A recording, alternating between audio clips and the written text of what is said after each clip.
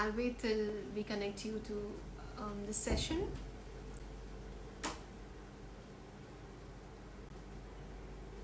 Hi all, thank you so much for joining us here today in this live session with Dr. Philip. Great.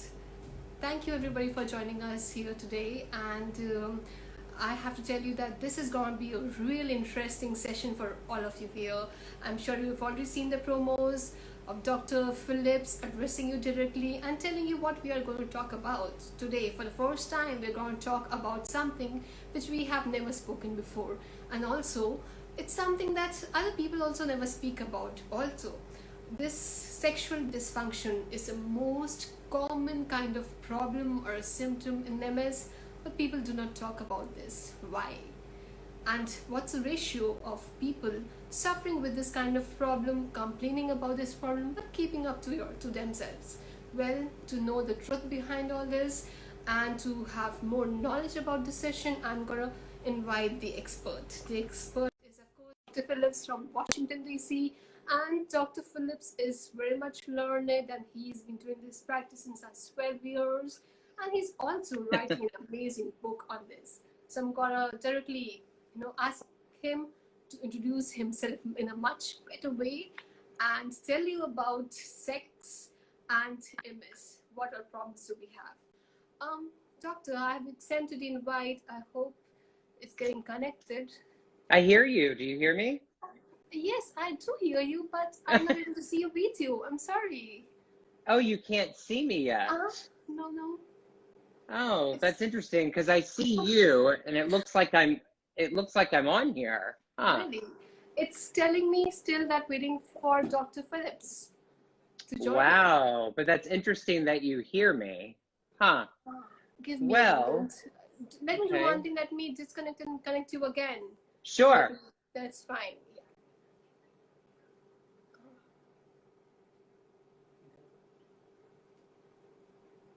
I'm sorry for this problem, guys. It does happen sometimes on Instagram. Let me see.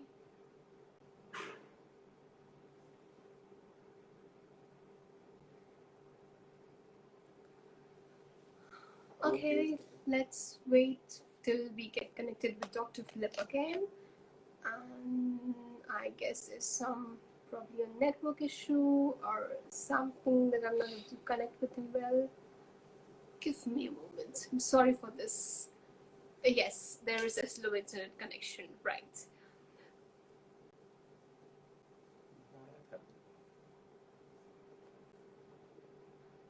Really, you guys can see us, but got to love technology, yes. Yes, Claire. Oh, hi. Good morning. Hi. Finally. We made it. We did it. Am I not pleased to see you? I'm honored. Thank you for being here with us. Well, thank you for having me. I'm excited to be here. You got to love technology sometimes, right? Absolutely. But technology should support us too. It should support us. It doesn't always do that. That's a problem. So how are you doing today? How is your day going? It's 11 up there. Yes, it's 11 o'clock a.m. here in DC. So it's going well. It's very hot. It's very hot. I live right by the White House too. I'm right by the White House. I'm right in the heart of the city, which is nice, but it is very, very hot here lately. So we're in the middle of a pandemic. Yes. Oh God, talking about pandemic, it's a nightmare here. So the thing is, I'm in India and I have not moved out of my home since last 3 months. I'm confined to a small apartment in 3 months. I am too, actually. I am too. I haven't been going anywhere. I've been doing telehealth sessions from my home with my patients. Oh God. So it's work. I don't even have work now, So I was working in a company and there's a lot of problems going on. So I resigned from a job and I started concentrating on this more. And now I'm like totally homebounded and there's nothing to do.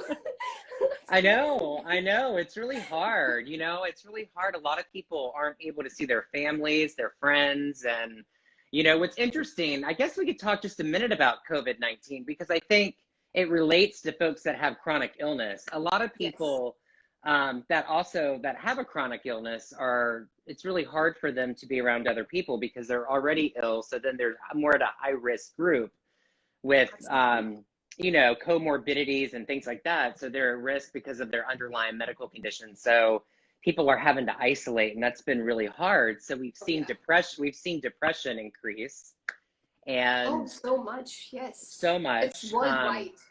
worldwide. Yeah. So it's really hard for people right now. So as a psychotherapist, I've been very busy, but that's Good for good. you.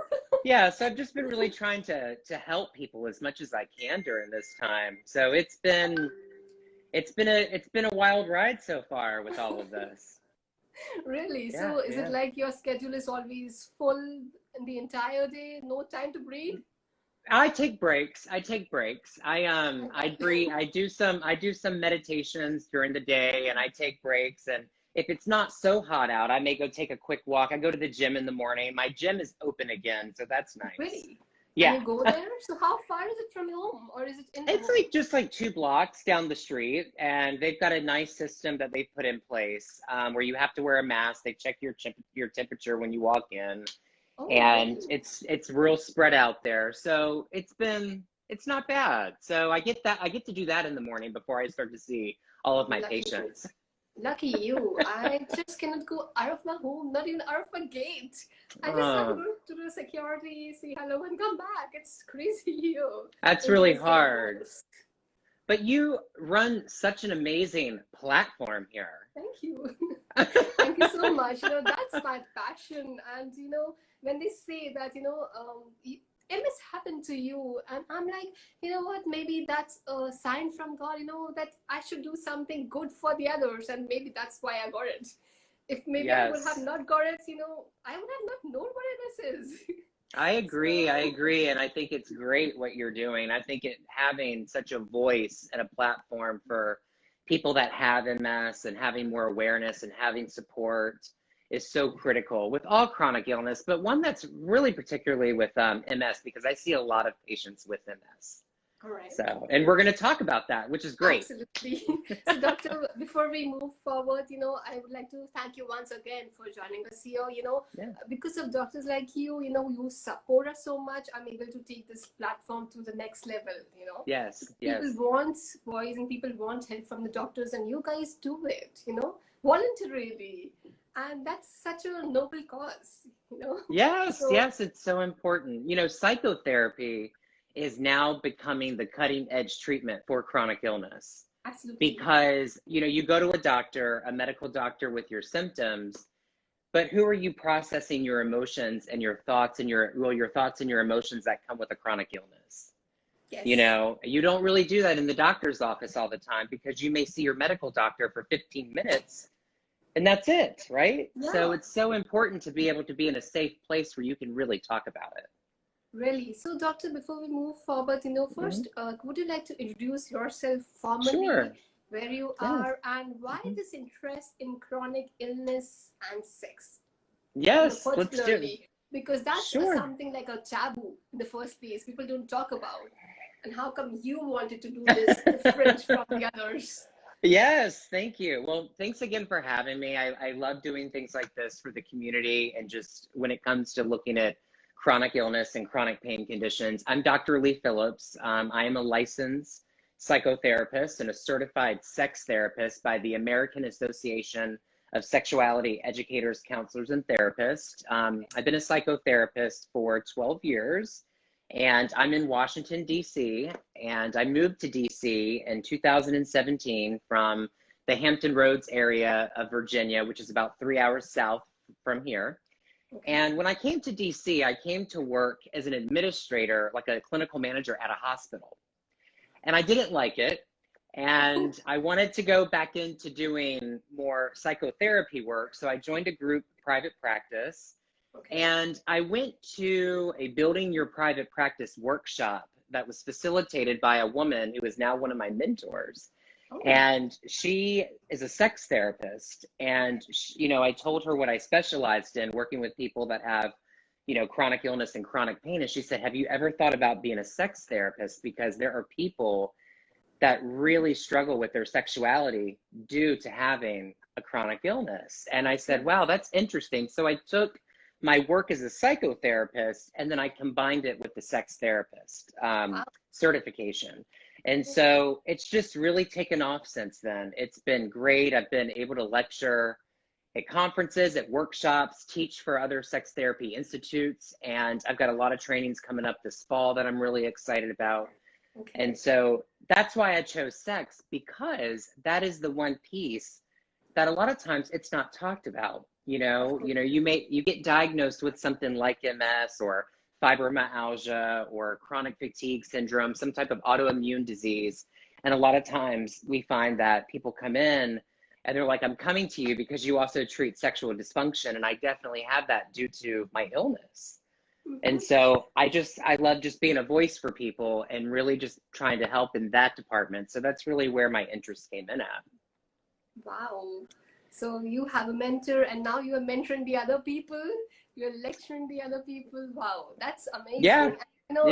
I can see that glow on your face. You're all happy and excited about what you're doing. I can see how passionate you are about it. Yes, thank you. Yes, it's a great field, just because it's helping others. And in my area, there's not a lot of sex therapists that work in treating chronic illness and other disabilities when it comes to sexuality.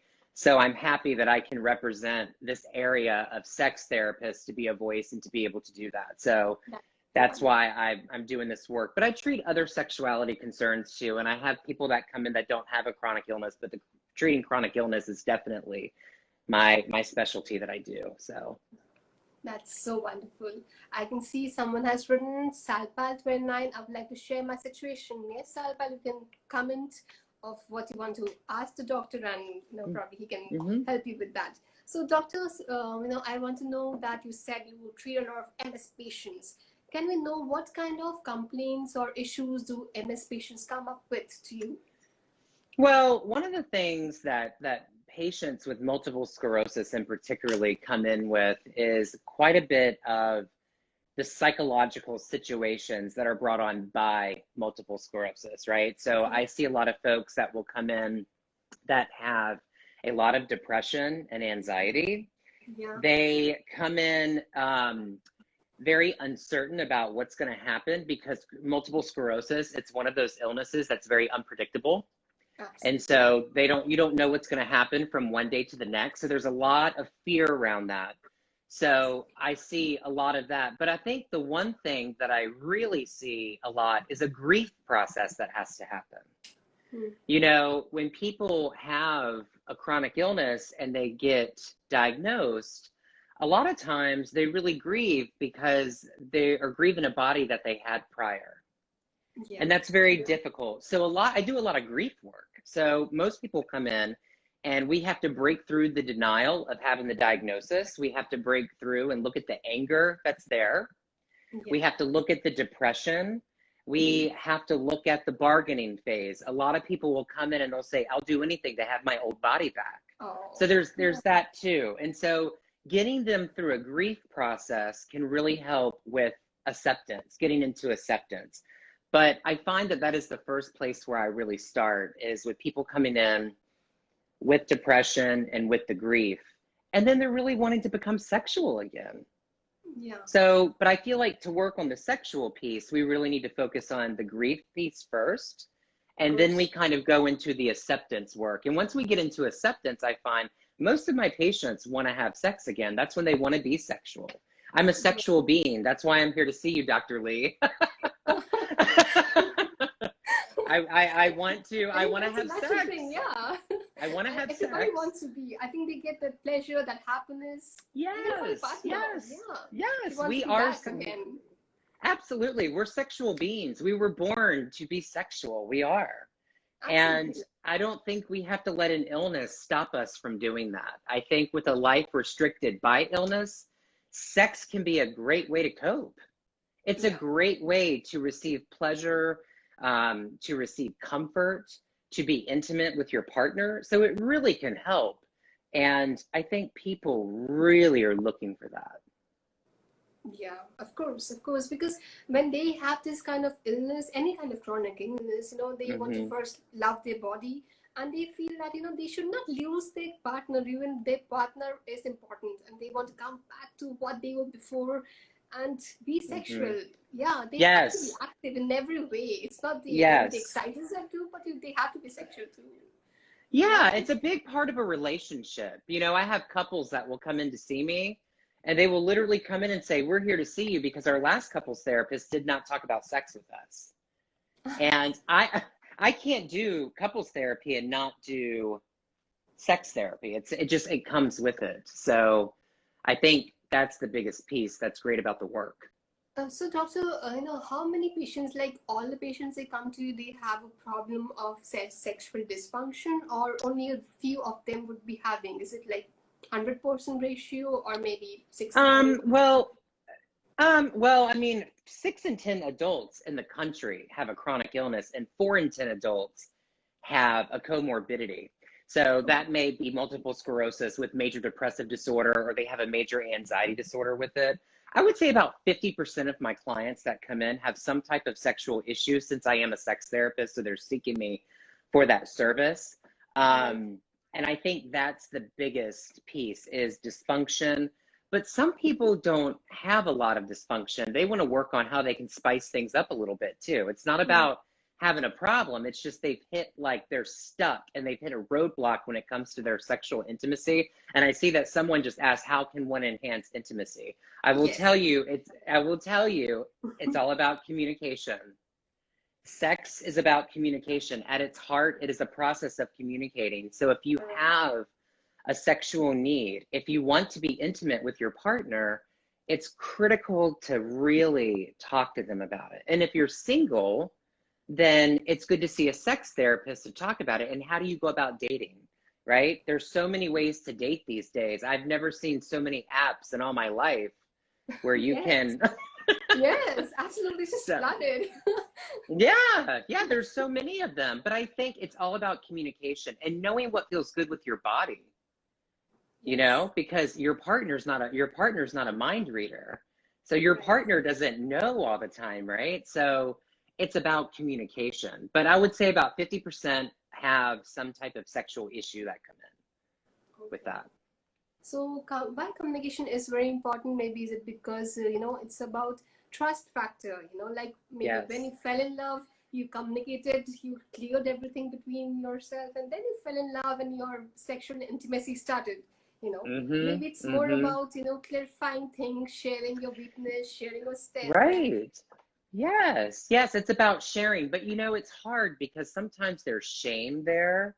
yeah, It's embarrassing to talk about it. For some people it's even taboo. So yeah, sometimes it's really hard to talk about it, but I find that a lot of people are like, "Wow, I can talk about sex here because you specialize in it." So they feel safe to talk about it. They feel like they can open up, that they can share what's going on sexually with them. And I find that as a therapist, when you have a safe space to talk about it, people hmm, open up fairly quickly. So absolutely. that's the great part of it. Yeah. That's beautiful. Okay, Hmm. I'm going to read this situation shared by Salpal29. She Okay. has written that my situation is that I have been through an awkward divorce, but I have met a lovely, much older man. He's 61 now, and I am 43. But I can't have an orgasm. He is understanding, but I would love to be able to. And my MS affects just the bit of my body. Mm. Well, I would recommend something like, what are the things that do bring you pleasure? Like getting to know your body more, and that's through touch, that's through sensation. Some people with MS, they don't have certain sensations, so you want to make sure that you're trying to find that spot. The other thing that's really important to clarify is that sex is not all about an orgasm. It's great if it can happen, but it's not always about that. Sometimes it's nice if your partner can have an orgasm.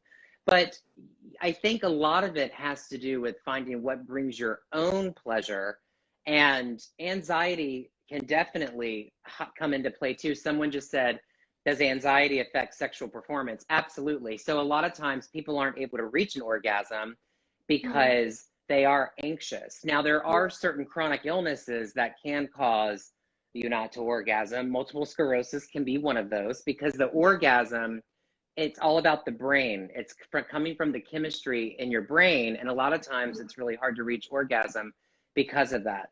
Sexual dysfunction, depending on where it's coming from, I would say the word cured is really big, but I think it can be helped, because a lot of times if there's not a medical reason, then the reason why someone is having some type of sexual dysfunction is because of some type of anxiety.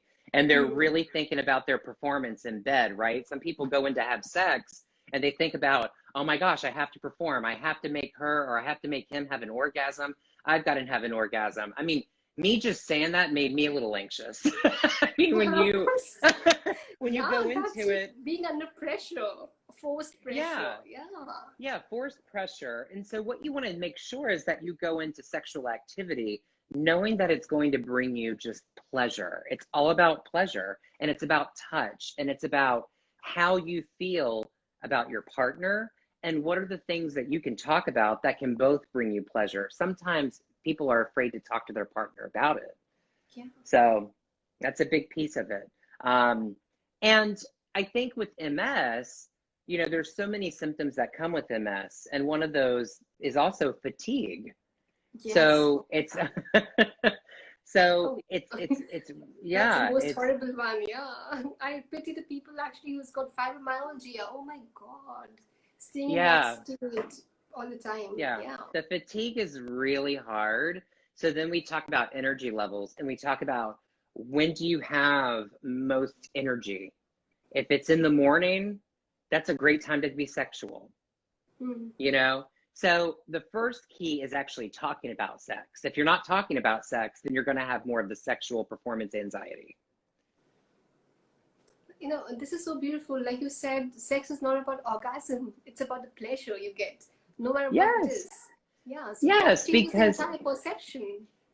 The perception of it, right. It can change the cognitive reactions that we have with sex, right? And there's no right way to have sex. That's what's interesting too. This is like so interesting and so different about sex, that we don't talk about this. Why? Because we are probably ashamed of it. But the way you are explaining it, I think, people should remove this taboo and hear more about this.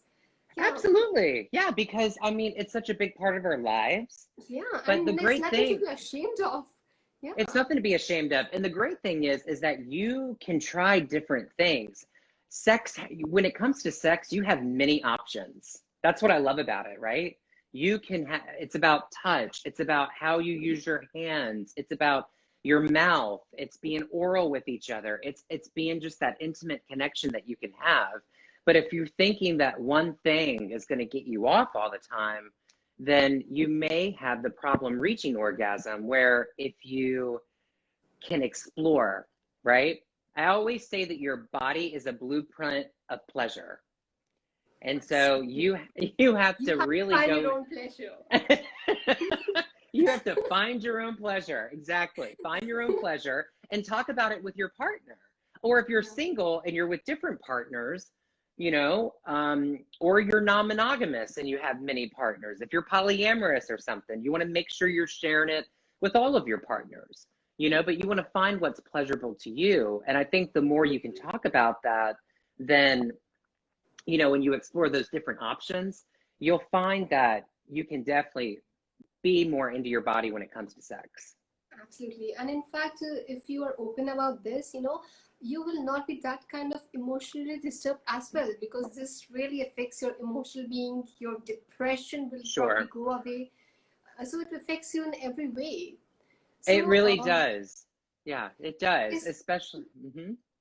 Doctor, I want to know if there's any different types of problems of sexual dysfunctions, or there's just one kind of straight away problem that people have. There are several different. Clinically. Yeah, no, there's different types.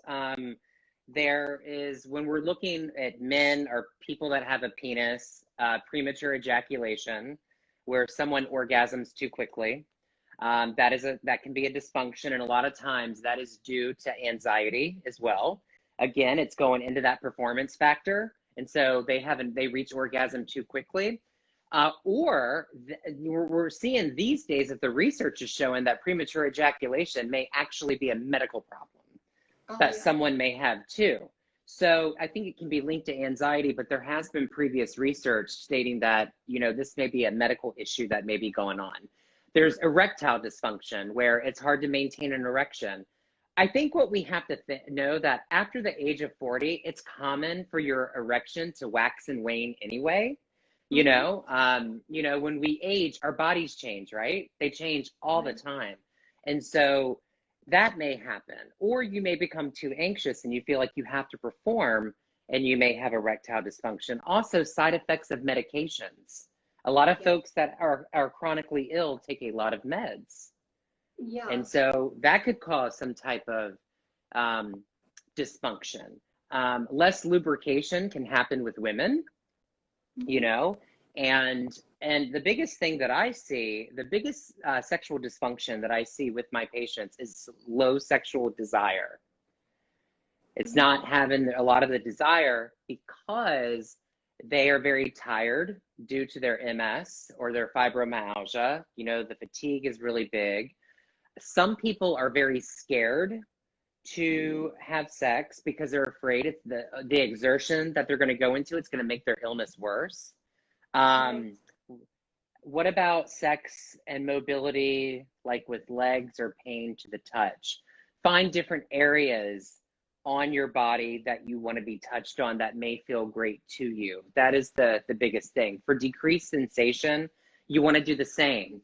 This is where the communicating with your partner comes in, where you really want to share how your body's feeling so they can help you understand that. So you want to talk more about that. So that's the biggest area too. And you want to talk about the timing of sex. It's about timing. It's okay to plan sex. It doesn't have to be spontaneous. Yes. I can see lots of questions coming in. Someone has written, MS Lex has written, I have piriformis syndrome and therefore my sexual performance has to change, which is okay. I think communication is the key in this. Mm-hmm. Doctor, can you also tell us, like supposing if someone has MS, but many times, it's also sometimes, leads to divorce because of, the pressure on the partner, Absolutely. Which is very common nowadays. Can you tell a little about this too? Yeah, sure. There's always help for the other partner, right? That needs to be out there. And the research shows that about 75% of marriages end in divorce due to a chronic illness. Yes. That's a high number. That's a very high number. It's a very high number. So the one thing that I highly recommend is definitely couples sex therapy, because you have a place where both of you can talk and you can be open. And I always recommend to the healthy partner that does not have an illness to have their own individual therapy. So they have a place where they can share their grief too, because, when someone gets diagnosed, you also feel that crisis too as a partner, right? The healthy part feels that too. They suffer more, they suffer more because they have to take care of themselves, the partner, and everything. Supposing the partner is fatigued and cannot do anything in the house, probably the person comes from the office and everything. It's too much. So because what we find is that partner takes on a caregiving role, right? So they've gone from being this partner, this romantic partner, and then all of a sudden it's like, okay, my partner is now sick and I have to step in and I have to help with that. And it's a lot of pressure. And so I think holding a safe space for them to share their feelings and how they can recreate and reclaim their intimacy is critical. Because if they can lay down that foundation, and when there is an argument or what I call a rupture, if it happens, they may know how to solve that or work on it so they can move forward. Now, some caregivers love being a caregiver. It's their form of intimacy, right? It's like it's the new normal. We have a new normal now So I need to be your caregiver, but I also need to be your partner. Yes. And I think that's where they really need to get to. And I think therapy can help with that. And just doing some internal work on themselves to talk about the grief that's happened can definitely really help. So yeah, that's always my recommendation to really, because I think sometimes there's a denial factor that comes in. I can't believe this is happening to us. We've always been a healthy Yes. couple. You know, like, is this really happening? And so I think working through those feelings is critical. So you can get to a place of where you're learning to live well with an illness. Yes. So always the communication is the key. Yeah. It's And always also, key. Yeah. so for example, I remember one of the ladies, in my MS support group, she Mm-hmm. wrote that, I have MS and I cannot walk properly. Now I'm feeling depressed because I'm not having a partner in my life, and nor am I getting married soon. So, these kinds Yeah, of thoughts and depression sets in a person. It's it for the does. caregivers and for the patients, all of them. Yeah, Mm-hmm. so like you Mm-hmm. said, communicate and love your body. This is the Love first your thing. body, communicate, and if you have some type of sexual dysfunction, try not to be so critical on yourself with it because a lot of them are very common. It's learning how to live with it. You don't always have to have an erect penis to really enjoy sex, Now you have and not, changed the definition of sex actually. Now I think one whoever's of the listening things to that this should understand. I think one of the things that therapists can do, good sex therapists, is really normalize with people. Like, it's okay. I know that it's not okay to you, but you're here. You taking that step to come in here and to talk about your illness and your sexual dysfunction is huge. And I think sometimes when people have a space just to go, oh my gosh, okay, there's a reason why I have this type of issue sexually. Now I can work on it. I can get more into my body. I can talk to you. I can talk to my partner. And you can I always say this, you have to get curious about your partner and you have to get creative with your sex. Yes. Listening to you, I can say, your job in one sentence, I think you're spreading joy to everyone. You should just rename from the sex therapist to the joy giver.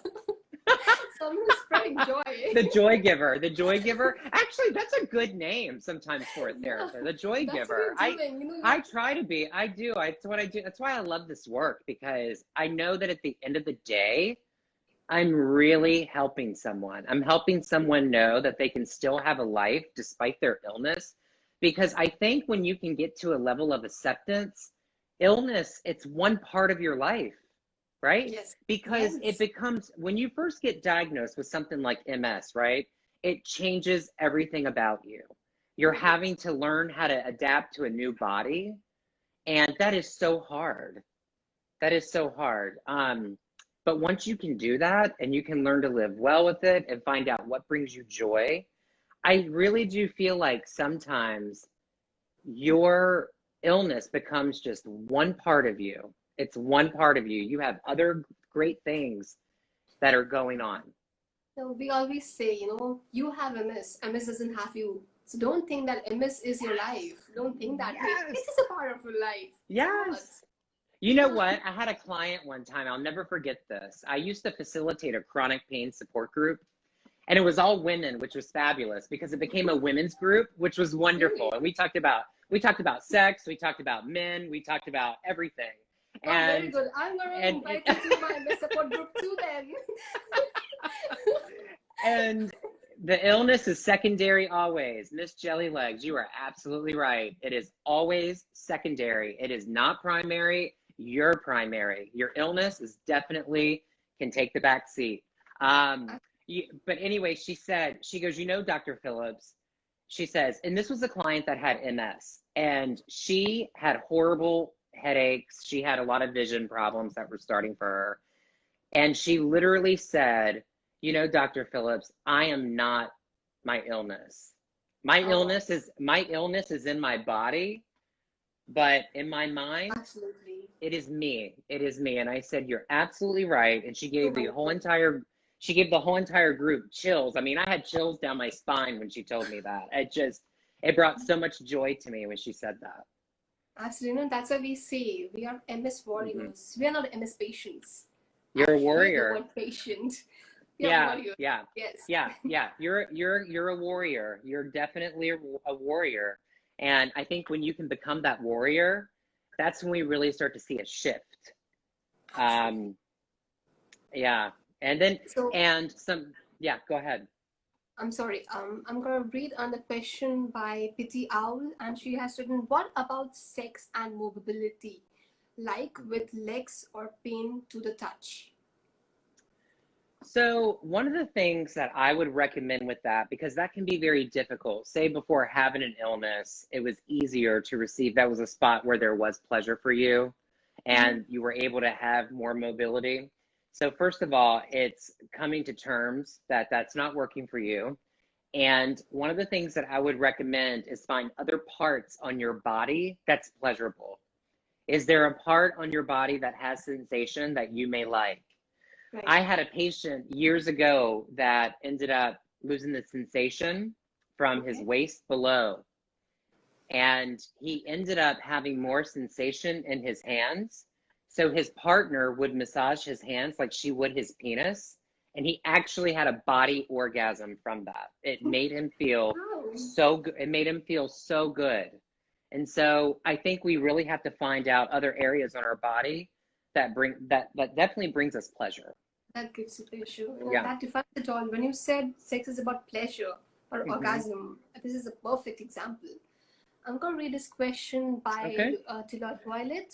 She's written, "My sexual appetite increased a lot, but I feel like my fertility went down a lot. Is this rare in MS or it might just be my body?" Yes, I have another question asking if it affects fertility. It could be. Well, first of all, I'm really happy that your sexual appetite has increased a lot. You know, that's great, even due to your MS. It's nice that you've become a sexual being again in your body. I would definitely, that is a question that I would definitely ask your medical doctor about that, because it could be your body or it could be related to MS. When it comes to fertility, I mean, I see a lot of women that already have children that have already been diagnosed. So I would definitely follow up with your medical doctor on that about fertility, because that could be a lot of different things going on. It may not just be MS. So, I have another question by Sarah, and he has written, "Can sexual dysfunction in males be cured, especially when you grow older?" Well, here's the thing. When it comes to sexual dysfunction, a lot of it is linked to anxiety, depression, and psychological issues. And there's no cure for anxiety. So I would say there's not really a cure, but you can cope with it. You can do more things where maybe you won't have the sexual dysfunction as often if you're able to get a handle on the anxiety first.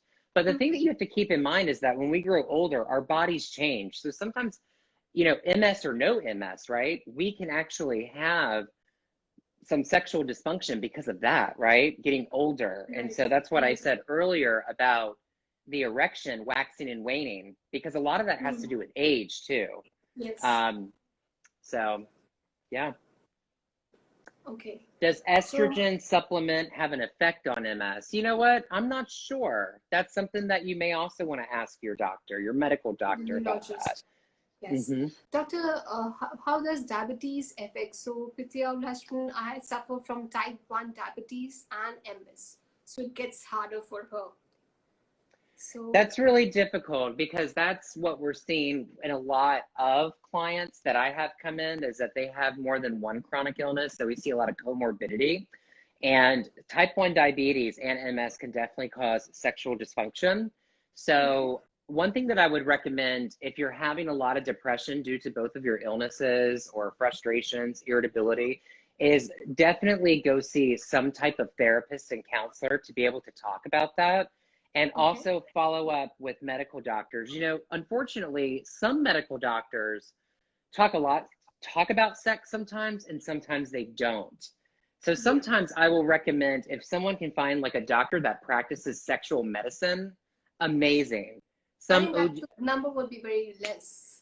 Yeah, Yeah. Find that Some, something, yeah. exactly. Some OBGYNs are will talk a lot about sexual medicine and things like that. Some do not. And so I think it's always great when you can do that. But when it comes to any supplements or anything with fertility, I would definitely recommend that you talk to your OBGYN or talk to your medical doctor about that, because they may have some, or your doctor that you see for your MS, if it's a rheumatologist, Mm-hmm. right? Or a neurologist would have some great answers to that.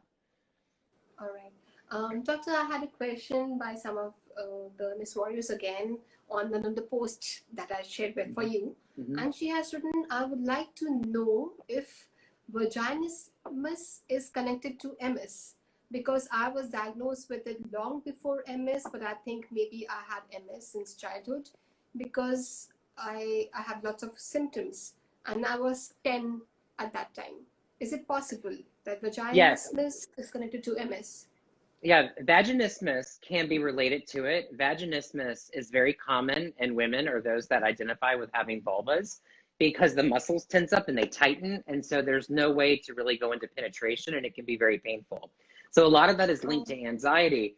But when you think about spasticity with MS, with the contraction of the muscles, that can happen too. That's why sometimes people will avoid sex with MS, because they're afraid it's going to trigger spasticity, which it can. I've had clients where sex has, so they have to learn how to be sexually different. Sometimes they can't have penetrative sex. One thing that I would do when it comes to vaginismus is definitely go see your OBGYN. I would also definitely see if you could find like a pelvic floor physical therapist would be great, because they can give you some exercises to work on as well. So all of those things are very important, but I think a lot of times the main reason why we have sexual dysfunction, even with chronic illness, is because of our anxiety. If I think go, your anxiety all the time. It's actually mainly the major cause can be anxiety, the pressure. yes, yes, it's the pressure of it. So if I'm not feeling well and my body is in a place where I don't feel so great, and I go into penetrative sex, what is that going to do? Is that going to make me feel worse? And if you're the healthy partner, am I going to hurt my partner by having penetrative sex, right?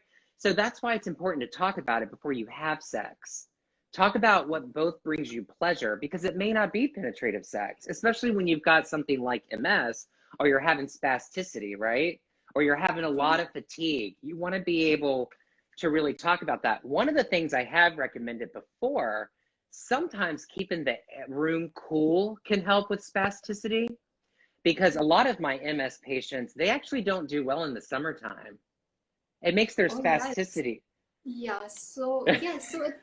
Some people, they have heat intolerance and some people have cold intolerance. Exactly. Yeah. Yes. You know what's interesting is that a lot of my clients with fibromyalgia like the summer better for their muscles. Really? And my MS patients like cooler weather better than summer, because the summer will trigger their spasticity. And if the heat is so much that you have so much problems that you feel you're having a relapse, it gets so worse with summers. Yeah. So I just want to point out too that it's so critical to be working on your mental health, because the less anxious you are and the less stressed you are, you can manage your pain better. If you're always anxious, if you're always depressed, which sometimes that just happens, you're going to find that you're going to be in more pain. But if you can really work on managing the stress, the depression, doing some type of skill building, mindfulness meditation is great. Breath work is great. Reading, listening to music, being with your loved ones, anything that can bring you pleasure can really help you manage your pain better. And sex can be a form of that. Dr. While speaking to you, a question dropped in my mind. Like you said, there are several exercises that can help you. Is there any kind of diet or exercise which can help the people with these kinds of problems? Any specific? Yeah, a lot of my clients, what I have found is that they can't do a lot of their exercises from the past because of their pain. So I never recommend yoga or anything like that, because yoga does not work for a lot of people with chronic pain. Breathing is great. Any type of stretching can be good. That can be just doing some stretching with your legs, taking a big stretch above your head sometimes, and I always recommend 10 deep breaths a day. Just making sure you're unplugging from whatever you're doing, no matter what's going on, and just do some breathing. Now, when it comes to diet, I've referred a few of my clients to dietitians and nutritionists. One of the things that my clients have reported is that when they have less inflammation in their body, they feel better. So an anti-inflammation diet can be very helpful. It's also been known to help migraines. I have Lyme's disease, so I do an anti-inflammatory diet, and I make sure I do a lot of breathing because I get a lot of joint pain, especially in when the seasons change. Oh, So, okay. right. Yeah. So Yeah, a so lot of, I have a patient, MS Warrior here, even she has MS and Lyme's together, and I wonder how she manages both the things together. it's so hard because you can have some of the same symptoms. I know with Lyme, you have chronic headaches. You definitely have a lot of joint pain. There's anxiety that comes with it. Sometimes the energy levels can definitely fluctuate with it. You can get heart palpitations. And with MS, a lot of your autoimmune diseases and in other autoimmune and a neurological and all of those, a lot of times they have the same symptoms. And that's why I always recommend, if I have a client that comes to me that's in crisis and they don't know what's going on, I always recommend see a rheumatologist and get the blood work done, because when you can do that, they can rule out everything else and they can possibly find, what's going on. And some people want a diagnosis, right? They want to know what's wrong so they can treat it. Of course, so that they can treat it. Yeah, and move on with their lives and move on, right? That's the whole goal of it. You have a problem, but you're not able to know what it is. That's the worst thing ever. It's really hard. Yeah, a lot of people go into crisis mode. There's a lot of anxiety. There's a lot of depression. And sometimes clients will come to therapy with that. Most of my clients come see me after they've been diagnosed, though. They've received the diagnosis from a medical provider. They want to come in and learn how to cope with it. Yeah. Okay. Doctor, when we talk about this kind of problems, the sexual dysfunction, irrespective of whether it's happening with anxiety or other things or medications or anything, what's the ratio? Is it like the females coming up with more kind of problems, or is it the males? Oh, good question. And I love that you have questions. I see more, I see more women come in with chronic illness. Yes, especially multiple sclerosis. Most women, the research shows it. Fibromyalgia, I'll tell you the two illnesses that I see the most is fibromyalgia and MS. And it's mainly women that I see because they've been diagnosed, they have a male partner or a female partner or just a partner, and they want to do couples work because there's been a lot of shame, there's been guilt, there's been arguments because of the illness. One partner is no longer very sexual and the other one wants to have sex. And so they want some help on that, just to have a space to talk and to get some tips on how they can reclaim their sexuality. But mostly women. I see mainly women. There's a few men that I see. There's a few, but mainly women. 20% of men and about, almost 80% women. Is it because of the disease or is it because of shame? A lot of it is shame, there's women who are very sexual beings, and they want to be sexual. They want to be able to. Yes, and they want that. And so, they're coming in and they're talking about it. I always love it when people come in and they say, hey, you know what? I was born to be sexual and I want to continue to do it. And I really want. And I think women stress more often than men. Interesting. Well, I don't know about that, but I can tell you that women sometimes, they can be men can be too. I'm not trying to stereotype here, but women are emotional beings. Most women that I work with in therapy are. Men tend to be problem solvers, and they tend to be a little bit more laid back on things. They tend to kind of come in and that's why I think I see more women. There's the stereotype that I'm a man and I have to be strong, right? So if I go to therapy, I'm weak. There's that Oh, yeah. sometimes. I'm weak. I'm weak if That's I where go see. shame comes in. That's the Yeah. shame comes in, right? Why am I going to go talk to someone? Because I grew up in a family system where I need to be strong. Oh, So I'm going to be weak going in. And once they come in, a lot of times vulnerability, it's equated with weakness. If I'm vulnerable, I'm weak. But I think what oh, we that's so find sad. is it's actually very powerful to be vulnerable. And so when a man comes in and he cries in my office, I just have so much respect for him. Yeah, I think that's more manly because you are able to face Yeah, your own problems, rather than yeah, hiding them. yeah, Yes. yeah. You're able to face what's happening to you. Yeah, And exactly. that's very powerful.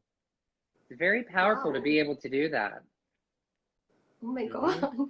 That's an eye opener. It is, Really. but I just wanted to say that stress is a big trigger for pain, right? So if you're more stressed, which is really hard, it's hard not to be stressed, right? We always get stressed. But if you can work on decreasing that some type of way, Hmm. it can be very powerful. You may not experience as much pain. Oh, yes. So stress and anxiety, like they say, even in MS, stay away from stress and anxiety. It might Yes. flare up your symptoms. It might cause problems sexually too. Sure it does. Sure it does. Anxiety does. And what's interesting with anxiety is that there's over 100 physical symptoms of it. So, you think that there's something wrong with you medically. Sometimes it's just, you're just very anxious. But if you've got your MS diagnosis and you're having some stress, that can definitely trigger flare ups, pain, things like that. So it can be very, very, very difficult. Oh God. Okay, I'm moving on to the next question from Magnus. And he has written, I have primary progressive MS and can't get an erection. Can testosterone injection help me? Possibly. I would definitely talk to your doctor about that, and kind of rule things out. If your primary, if it's MS that you're having, that the symptoms of MS can definitely trigger a lot of anxiety that can cause a lack of erection. I definitely Yeah. would maybe want to go talk to your doctor because testosterone there could be some medication that could definitely aid in that. But you may want to try other things that may bring you pleasure because remember, sex, you have many options, right? So you can try different things, whether that's mutual masturbation, touching, those types of things can definitely help. And if you've already done that and you're not seeing much results, you definitely want to talk to your medical doctor. Yeah, so if someone has any kind of problem, the first thing they do is, let me get some injection, let me get some medications. But Yeah. I think this is a very nice idea. First try out things your way, or go and take the help of a Yes. sex therapist like Right. yourself, Yeah. Go and see then us. the Hmm. medication comes as a last resolution. Absolutely. Because one of the things that happens is when people first come in with these issues, I always do a complete sexual history and I ask them, when's the last time you had a physical? When is the last time, have you gone to your doctor to have your testosterone levels checked? So you may want to have those checked. And that's with illness or no illness. I have some people that come in where they don't really have an issue with sex. They just want to come see me because they know that I treat folks that have chronic illness and they feel comfortable to come in. So it's not even, some people with chronic You illness act have like no, a friend. yeah, some people with chronic illness have no problem being sexual at all. Their partner has the issue. I want to have sex, but he's afraid he's going to injure me because I have MS. But I tell him it's not going to. I want to have sex, right? Yeah. So it's different. So yeah, I remember, last time I had a session with one of the MS warriors, Hmm. and she is a model, she gained a lot of weight because of MS and the other few diseases that she had. Hmm. And she was sexually active when we spoke about sex. She said, no, it's nothing that I had any kind of problems with sex. I wanted to have. So we Yeah. don't have this kind of problem. But yeah, Sometimes so it's about that. Yeah. It's about wanting to come in. Some clients that come in, they're having sex, but they want to spice it up more. They want more ideas on how they can have better sex. So sometimes it's not a dysfunction. It's just trying to come in and say, hey, we've been having the same type of sex for, I don't know, 5 to 10 years, and we want to do something different now. I have fantasies. I have fantasies. And if you've got fantasies, talk about those fantasies. It can be very invigorating to be able to talk to your partner about what you really want. Wow, this is so interesting, Doctor. I'm loving to talk to you. You are just so creative and interesting. You know, we can go on talking about this. I know, we could have like a whole other episode about it, right? Maybe we should. I know, yes, we will. This is really interesting. Okay, tell me a little more about this, Doctor. Like you said, you know, we should enhance intimacy. So when we talk about intimacy, in what ways can we enhance it? Is communication is the only thing, or finding your pleasure in a different way, or is there something else a person can, you know, think about? You know, we have audience of different age, right? From 20 to 60 years old. Oh yeah, sure, absolutely. Well, communication's one form, right? I think it's important to talk to your partner what brings you pleasure, what you want to try. I think you need to find out what brings you pleasure by yourself. So one of the things that I really do recommend is solo sex or masturbation. What are the things that you find pleasurable so you can share that with your partner? Another thing that helps too is if you do some non-demand touching with each other, where if you're having a difficult, well, I think you always need to communicate, but if you want to do other things as well, then I think you could definitely go into some mindful touching. And that doesn't have to be touching the genitals or anything like that. You're just doing some touching to have that closeness to enhance your intimacy, because maybe you haven't touched each other in a long time, or your partner has never touched you in a place that you've really liked. Yeah. Right? And I have, yeah, it's really nice. I mean, I have clients that will come in after I give them homework to do that. And they'll come in and say, oh my gosh, like my husband touched my inner thigh. He's never done that. He's never taken the time to really explore my body. And he did. And now I had 5 or 6 orgasms or something, right? I mean, you just never really know until you really explore that. So I would suggest that is communication, touching. And with the touching, there's so many different options that you have. There's something in sex therapy that we call sensate focus, which is that type of touching that you can do. And you can do it in different times. Like one person could be the person that initiates the touch, the other one's the receiver. And then the next night, you can switch, where one person can be the toucher and the other one can be the receiver. So I don't know. I think it's just a lot that you can do. You can get very creative. This is so much fun, you know. I know, like you said, like we say that, yes, it's a taboo, you know, to talk about sex and all, but you are actually changing the perception. You are changing the way how sex is looked at. It's the way you find pleasure. Oh my God. Changing the way you think. It's funny, you know, I had a client that came in the other day and she's like, you know, I asked my doctor about sex and his face turned bright red. He wouldn't even like go there with her. And you know, and I'm just so glad that I can hold a space where people can really talk about it. And then they walk out of my office, or, you know, these days my Zoom session with doing telehealth, and it's like, man, you know, I feel so much better because I'm talking about it. That's what's so great about therapy.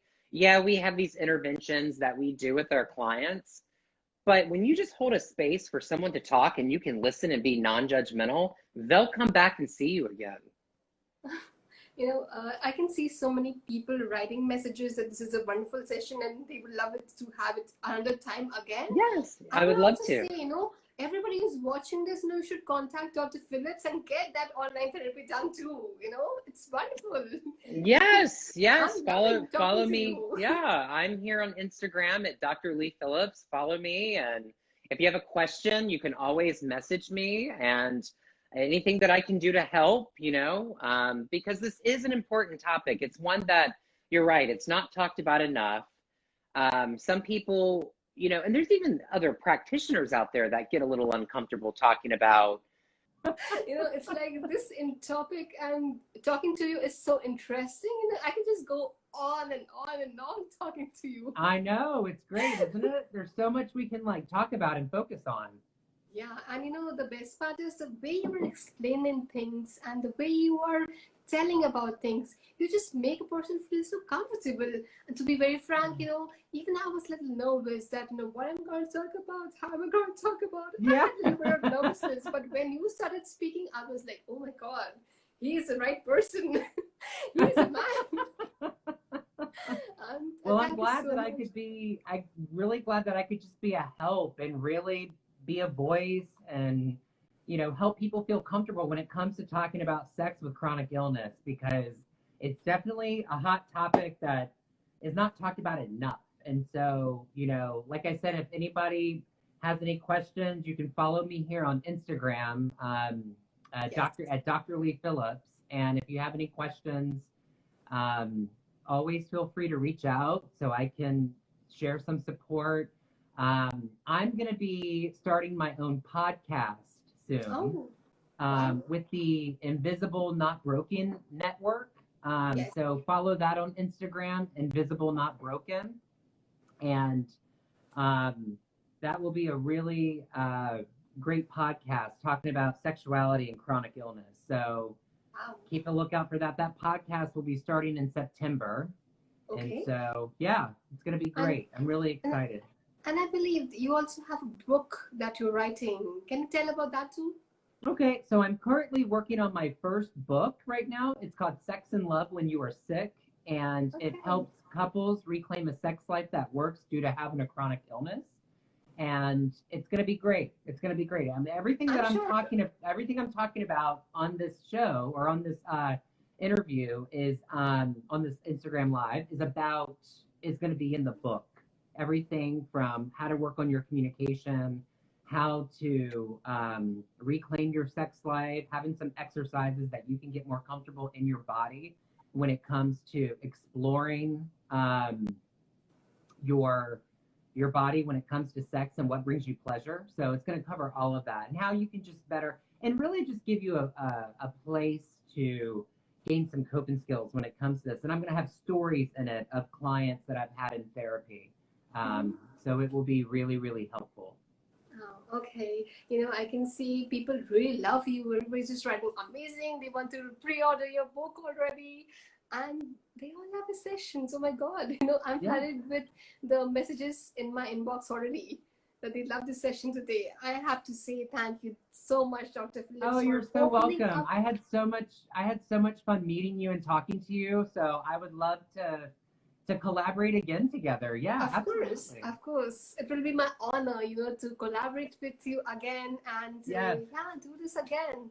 And Yes. you changed the perception of sex today for us. Oh, thanks. You Good. spoke about something we all want to talk about, but we do Yeah. not.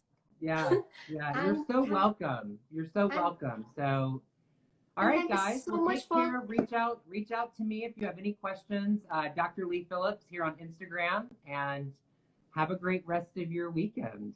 All right, doctor. Thank you so much See ya. again. Okay, have a good day.